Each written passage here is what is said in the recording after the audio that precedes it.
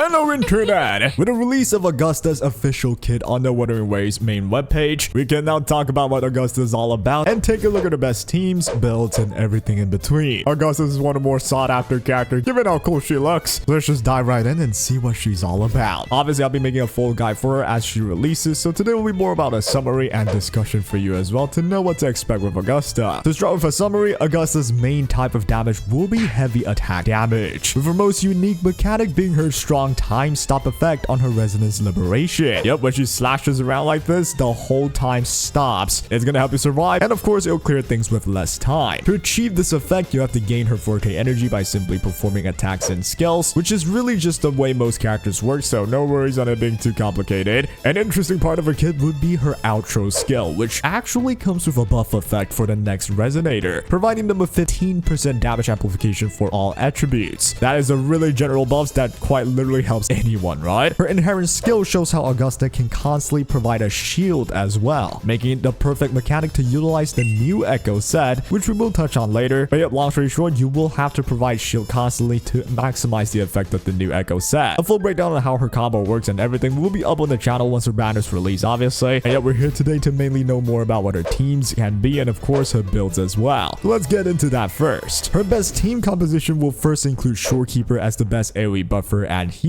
The second slot of this best team will likely be Iuno, which was shown to be able to buff and deal damage as well in the live stream. The idea with this team will be a simple buff fest, where Shorekeeper buffs everybody, Augusta and Iuno buff each other and deal damage as well. The performance of this team will depend on their numbers obviously, but I do see it being top tier given Augusta's strong numbers and very helpful time stop mechanic to give the team even more of an edge in clear time. Augusta's alternative teams will still include Shorekeeper. Obviously Verena can work as well in this slot, you already know that. Iuno will be replaced by characters like Frolova that has an outro skill that actually boosts heavy attack damage for Augusta while being a strong source of damage herself. If you don't own Frolova, Mortefi will be your next given his heavy attack damage buff on his outro skill, which actually still makes the team synergize quite perfectly because it checks all the boxes that you need for Augusta to shine. Given pretty accessible options for her team comp, I actually do recommend playing Augusta as your first main damage dealer if you're a new player, where you can further improve by grabbing Iuno in the second phase or just grabbing Shorekeeper on a rerun. That will also happen in the same version. If everything fails and you really just can't get them, the very accessible Verena and Mortefi will provide sufficient support for Augusta to still work fine, which makes her team quite accessible to anyone. So yeah, if you're on a budget, I do think Augusta is gonna treat you pretty well. With the team composition out the way, let's focus more on Augusta herself, and to start will be about her weapon. Obviously her own weapon will be the best one, but interestingly enough, given Augusta mainly deals heavy attack damage, GN's signature weapon can be a very strong alternative for Augusta. She can activate GN's weapon fully and obtain the full benefit, so it's actually going to perform very well for her. Enough for me to say that you don't necessarily have to pull for Augusta's weapon if you own GN's signature and you don't mind using it on her. Other 5-star alternatives will be Jinxi's signature if you somehow have that unused. And on top of that, we got the classic standard 5-star Broadblade, which is mainly just there for its high base stats, but the energy regeneration is not the worst thing to have either. If you look at the 4 stars, the new Battle Pass Broadblade, All-Create Zenith will be the best 4-star choice given the crit damage main stats and heavy attack damage bonus as its effect. Do note though, this is only the case if you have max duplicates on the new Battle Pass weapon, which you likely don't have yet. If you do not though, you would rather choose the next in slot, which would be the max dupe Autumn Trace, and this being the older Battle Pass weapon, you likely have this at max duplicate if you've been signing up for the Pioneer Podcast Battle Pass. All things considered, there are actually solid options for a weapon, but I do still recommend going for your own weapon, given you want your best stats on your DPS so you can see consistent damage output. Now, you have GN's signature though, and you don't mind just using that for Augusta, you can consider just saving your pulse for Iuno, and that is my recommendation. Continuing on, let's take a look at her echoes. It is a simple decision with her echoes. You'll want to go for the newly introduced 3-piece Crown of Valor set. It is fully activated and beneficial for Augusta with her constant shields, providing you with up to 30% self-attack buff and 20% self-crit damage buff. And these are valuable buffs with pretty high numbers, right? As for the cost, going for the standard 43311 cost setup will be the best, with the main Echo likely being a new cost for Echo coming in the next version. As for main stat, you want to go for the crit rate crit damage on cost 4, electro damage or attack percent on your cost 3, whichever you have the better substats of, and attack percent on your cost 1 will be ideal. All of these are pretty standard crit DPS setup. Do note that though, you'll be gaining a lot of crit damage buffs from Augusta, given even her her set provides 20%. Plus, in her best team, a shorekeeper that provides crit buff will be ideal, which makes building her quite easy, and you may want to obtain more crit rate on your Augusta's echoes to maximize the high crit damage that you already obtained from just character kits and echo sets. With all that said, let's move on to pull priority, where I talk to you about whether or not she's worth pulling and which would you pull for first. Would it be her or her teammate or a weapon? To start things off, let's answer the question if Augusta is worth pulling. Obviously, in this game, if you've been playing for a while, you notice that a lot of the older characters even can still beat a lot of the content. It more relates to if you can play the team well, and of course if you have them at endgame stat line, which in the end makes it even more true that in Wuthering Waves you should just pull for whoever you like, and if Augusta's to someone that you don't like or like, well, you can make your decision based on that. If you're just talking about meta though, Augusta will have an issue where you can only compete as one of the best teams if you also pull for Iuno. Now this isn't that big of a deal and a lot of people could do it if you have been saving through, but if you also don't own shorekeeper, then we will be talking about 3 total characters to pull for in the same version, which will be incredibly difficult. So for meta players, if you want to really chase for the highest number possible, you want to pull Augusta and Iuno together, and even then, depending on their numbers, they may or may not be even the best team in the game, which I fully doubt they can just beat off the Wind Erosion Cartetia team. But we'll have to see. For casual players that just likes Augusta but you're worried that you have to get Iuno, thankfully you don't, given how general Augusta is. Her entire shtick is kind of like a different element GN, right? Of course, mechanically they're still different, but they're both heavy attack damage dealers, which means a GN team does actually help Augusta quite well, where if you have a Mortefi, you can just slap him on and she'll work out fine. So overall, I think it's hard to go wrong with Augusta if you love her. There's no reason for you to not to go for her. Adding on the fact that there are new floors now in Towerversity, you may want to prepare more teams for yourself, and something as simple to get ready as Augusta could be something you want to pick up. And of course, remember, that's all my opinion. Let me know what you think in the comment section down below though. Will you be pulling for her? In terms of pull priority, I certainly think you don't necessarily have to go for her weapon first, and you should prioritize Iuno rather than going for a weapon. One of the reasons being, if you have GN's weapon, that weapon covers for enough that you don't have to go for Augusta's main weapon herself, and even if you don't, the classic 5-star will do quite well. If you're chasing the highest performance with this team setup though, you really do want the new Iuno, because if you think about it, a lot of the best teams really rely on certain characters to perform at their level. For example, like the Cartetia team. Without the character themselves, their performance certainly dips a lot, even more than not having the perfect weapons after all. Which is why the priority here will be to obtain the perfect team first, which thankfully you can get all 3 of the perfect Augusta team in the same version, which is also kind of a curse because where the heck are you going to get all the pulls from? But well, if you have been pulling smart, you should be able to obtain all of them if you want to. And that'll be all for the pull priority. Of course, these are just first impressions and pre-release analysis. We'll be providing a full guide as usual once the character comes out. Yeah, share in the comments down below if you will be pulling for which character in this version. Speaking of which character, there are even rerun banners as well, where all of them are still quite strong, and I know a lot of friends of mine that want to perfect the Cartetia team. They'll be gunning for that Chacona banner. It's a pretty tough one given how many characters and team archetypes that's just looking fun, and the characters themselves are cool as heck. So you know what, man? I wish you the best of luck with pulling. You're gonna need it as much as I do. And that will be all for today's video. Hope you guys enjoyed this one, and take care.